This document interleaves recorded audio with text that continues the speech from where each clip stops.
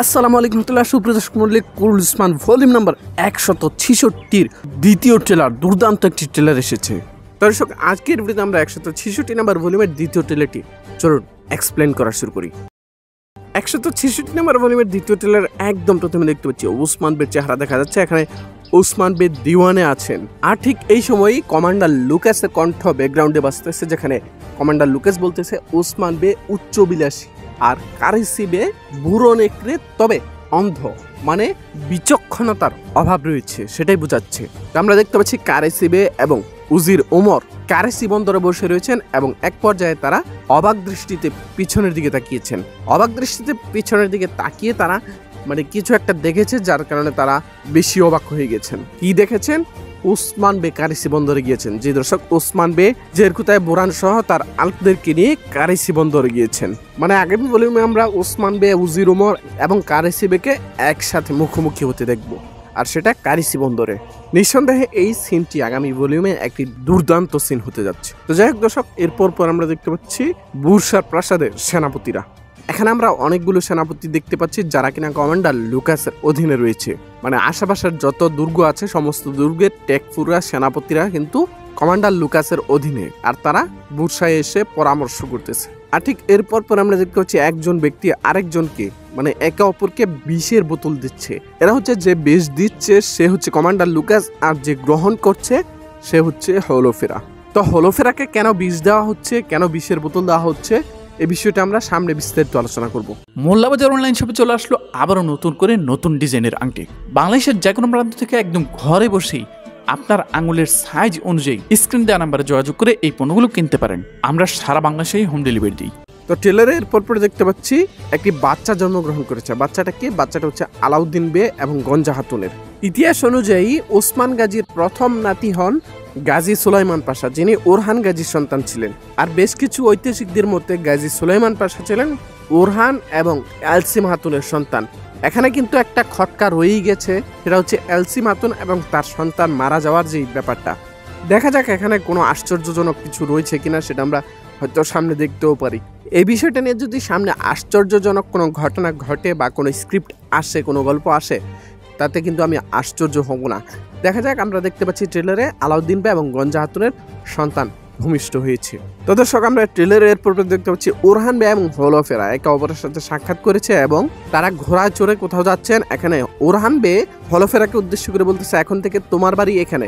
এখানে বলতে ওরহান বের বুকের মধ্যে বোঝানো হয়েছে, কাই বসতিকে কিন্তু বোঝানো হয় নাই। তাছাড়া আবার ওরহান বে এখানে বলতেছে যে তুমি কি আমাকে বিয়ে করবে।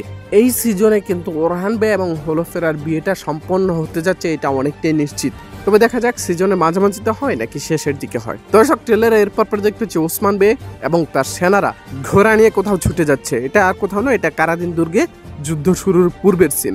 এবং এরপর আমরা দেখতে পাচ্ছি জেরকুতাই বে বলতেছেন কারাদিন দুর্গ এখন থেকে কাইদের সম্পত্তি। আগামী 166 নাম্বার ভলিউমে আমরা কারাদিন দুর্গ বিজয় হতে দেখব, যেটা আমরা আমাদের গত ভিডিওতেই আলোচনা করেছিলাম।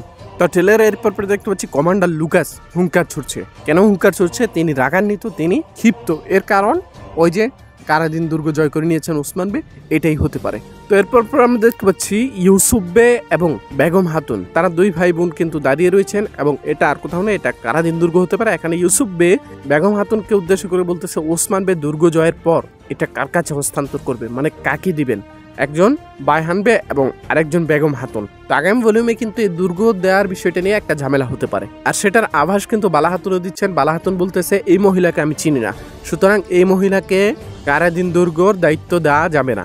তো ট্রেলারে এরপর আমরা দেখতে পাচ্ছি ইউসুফ বে এবং সারুজা, তারা দুজনেই কিন্তু ফাতেমা হাতুনকে উপহার দেওয়ার জন্য যাচ্ছেন এবং ফাতেমা হাতুন সম্ভবত কারোর উপহারই গ্রহণ করবেন না।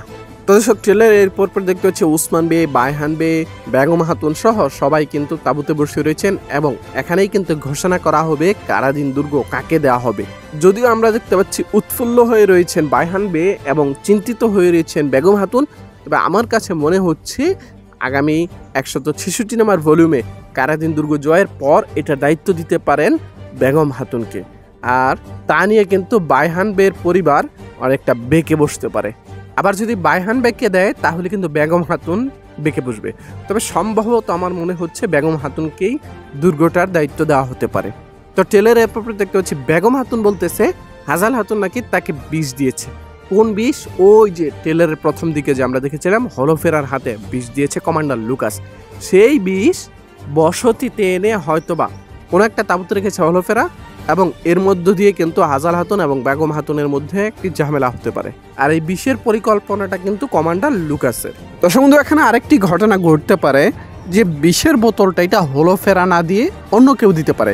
মানে ওই যে আমরা 165 নম্বর ভলিউমে দেখেছিলাম হলোফেরার সহকর্মী বা হলোফেরার সাথী একজন মেয়ে আছে যাকে কিনা কমান্ডার লুকাস হলোফেরার পেছনে লাগিয়ে রেখেছিল। তো সেই মেয়েকে দিয়ে কৌশলে হলোফেরার অজান্তেই বিষের বোতলটা বেগম হাতুনের তাঁবুতে রেখে দেওয়া হয়েছে। মানে বিষের বোতলের ব্যাপারে হলোফেরা কিছুই জানে না, কিন্তু তার যে সহকারী সেই মেয়েটা কমান্ডার লুকাসের বুদ্ধিতে হলোফেরার অজান্তেই বেগম হাতুনের রুমে বা তাঁবুতে বিষের বোতলটা রেখে দিয়েছে।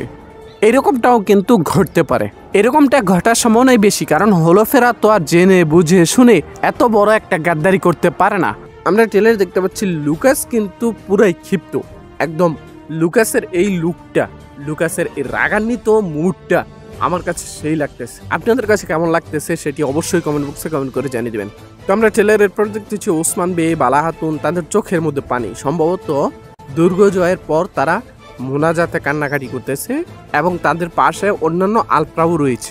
দর্শক, ট্রেলারের একদম শেষের দিকে আমরা দেখতে পাচ্ছি ওসমান বে কমান্ডার লুকাসকে উদ্দেশ্য করে বলতেছে, তুমি কিন্তু বেশি পরিস্থিতিকে ঘোলাটে করো না, তাহলে আমার সামনে দাঁড়াতেও পারবে না। ওসমান বে আর লুকাসকে বলতেছে কোথায় দাঁড়িয়ে? বুরসায় দাঁড়িয়ে। মানে ওসমান বে বুরসায় গিয়েছেন। আগামী ভলিউমে কমান্ডার লুকাসের মুখোমুখি হতে যাচ্ছেন ওসমান বে। সবকিছু মিলে কিন্তু বলা যায় একটি ঘটনাবহুল ভলিউম হতে যাচ্ছে 166 নাম্বার ভলিউমটি। দর্শক, আজকের ভিডিওটি এ পর্যন্ত রাখছি। আর হ্যাঁ, ইলবেকে নিয়ে কিন্তু একটি ভিডিও আসবে, রহস্যময় চরিত্রটাকে নিয়ে অবশ্যই একটি ভিডিও আসবে আমাদের চ্যানেলে। সেই ভিডিওটি দেখার আমন্ত্রণ জানিয়ে আজকের মতো বিদায় নিচ্ছি। আর হ্যাঁ, ভিডিও যদি ভালো লেগে থাকে তাহলে লাইক, কমেন্ট, শেয়ার করে আমাদেরকে পরবর্তী ভিডিও বানাতে উৎসাহ প্রদান করার অনুরোধ জানিয়ে আজকের মতো টাটা, বাই বাই, আসসালামু আলাইকুম ওয়া রাহমাতুল্লাহ। মোল্লাবাজার অনলাইন শপে চলে আসলো আবারও নতুন করে নতুন ডিজাইনের আংটি।